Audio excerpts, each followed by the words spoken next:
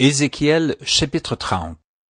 La parole de l'Éternel me fut adressée en ces mots. Fils de l'homme, prophétise et dis, ainsi parle le Seigneur l'Éternel, gémissez, malheureux jour. Car le jour approche, le jour de l'Éternel approche, jour ténébreux, ce sera le temps des nations. L'épée fondra sur l'Égypte, et l'épouvante sera dans l'Éthiopie, quand les morts tomberont en Égypte, quand on enlèvera ses richesses, et que ses fondements seront renversés. L'Éthiopie, Put, Lud, toute l'Arabie, Cub et les fils du pays allié tomberont avec eux par l'épée.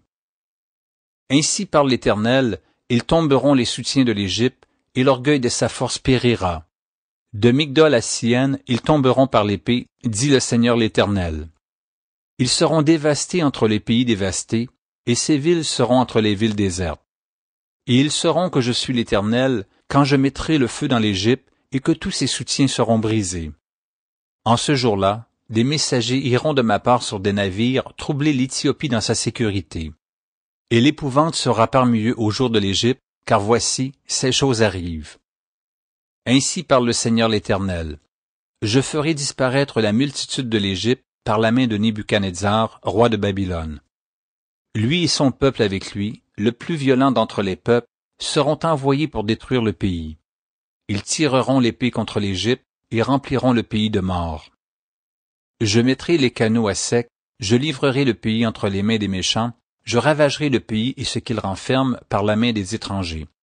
Moi l'Éternel, j'ai parlé. Ainsi parle le Seigneur l'Éternel. J'anéantirai les idoles, et j'ôterai de Noph les vains simulacres, il n'y aura plus de prince du pays d'Égypte, et je répandrai la terreur dans le pays d'Égypte.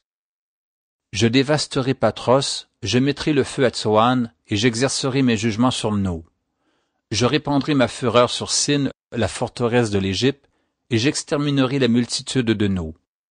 Je mettrai le feu dans l'Égypte, Sin sera saisie d'angoisse, No sera ouverte par la brèche, et Noph conquise en plein jour par les ennemis. Les jeunes hommes d'On et de Pi-Besset tomberont par l'épée, et ces villes iront en captivité. À Taphanès, le jour s'obscurcira, quand j'y briserai le joug de l'Éternel, et que l'orgueil de sa force y prendra fin.